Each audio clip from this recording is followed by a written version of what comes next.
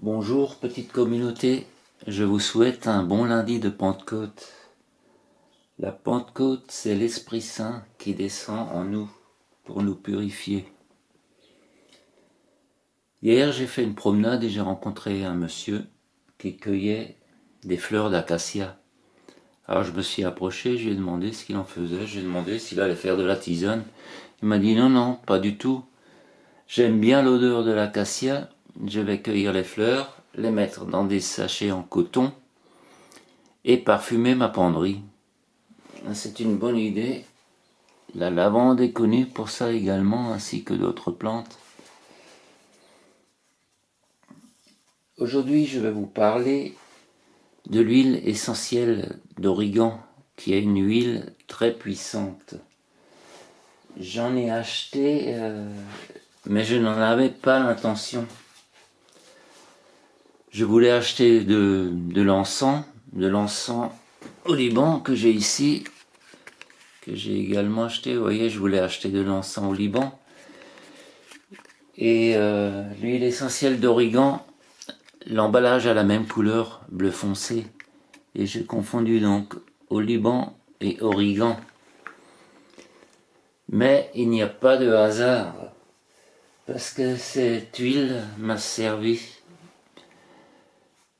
au moment où j'avais une verrue plantaire.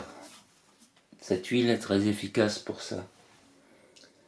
Alors l'huile essentielle d'origan, Origanum compactum, de la famille des lamiaceae. C'est un petit arbuste qui pousse en hauteur. Alors l'huile essentielle d'origan est surtout connue pour son action sur le système digestif et son efficacité à combattre les infections à large spectre. C'est une huile très puissante qu'il faut utiliser avec précaution. Dès qu'une infection s'installe, cette huile est particulièrement adaptée pour les infections sévères ou à répétition. Elle est souvent recommandée dans le traitement des verrues plantaires, ainsi que l'huile d'arbre à thé. Une goutte ou deux directement sur la verrue plusieurs fois par jour si nécessaire, en prenant des précautions pour ne pas en mettre sur la peau saine autour. Moi personnellement j'avais utilisé un petit coton-tige et ça s'est bien passé. En ce qui concerne l'usage en interne, seul un professionnel de santé est en mesure de la proposer. Vous l'aurez compris, cette huile est très puissante.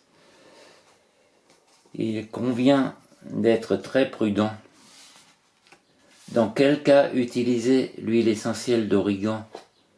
Alors pour le système digestif, le système respiratoire, le système urinaire, les troubles cutanés tels que les dermatites infectieuses, fongiques ou bactériennes, l'acné.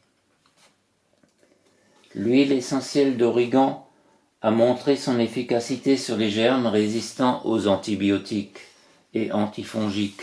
Néanmoins, son potentiel irritant et toxique implique le respect formel des précautions d'usage. Alors pour les troubles digestifs, elle est efficace pour la gastro-entérite, la tourista, la dysenterie. Dans les troubles infectieux urinaires, on utilisera l'huile d'origan pour traiter la cystite, l'urétrite, la pyélonéphrite.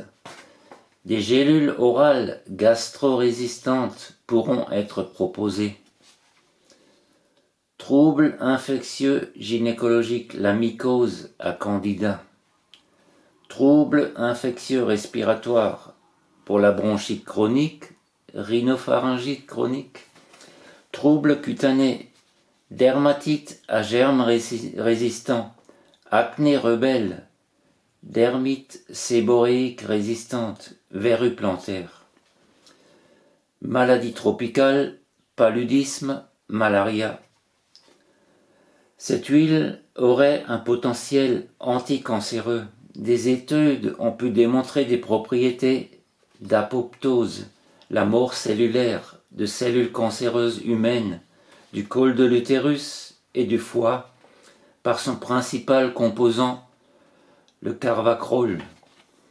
Les premiers résultats expérimentaux sont toutefois à interpréter avec prudence. D'autres essais sont nécessaires. Oie cutanée diluée, il est indispensable de fortement diluer l'huile essentielle d'origan dans une huile végétale. Alors bien souvent, on recommande l'huile d'amande douce, qui est une huile assez onéreuse. Mais j'avais rencontré un naturopathe qui m'avait dit on peut très bien prendre une huile neutre en goût, comme l'huile de sésame qui est nettement moins chère. La diffusion ou l'inhalation de l'huile pure est également fortement déconseillée à cause de l'irritation des voies respiratoires fragiles. Alors, contre-indication absolue chez l'enfant de moins de 12 ans et chez la femme enceinte et allaitante.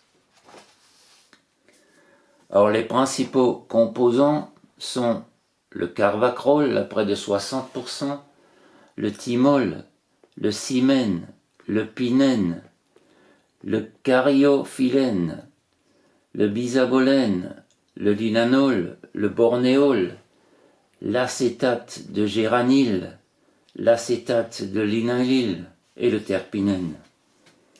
Alors c'est également un bon antiparasitaire contre les vers ronds, les ténias, les poux, les punaises de lit, les moustiques et les puces. En fonction du parasite, l'huile essentielle d'origan sera utilisée en voie externe ou en voie interne.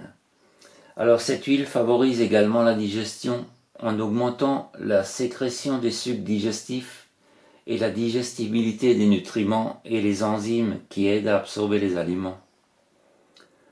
Autre bénéfice en cas de psoriasis, d'eczéma, de grippe et d'autres maladies infectieuses.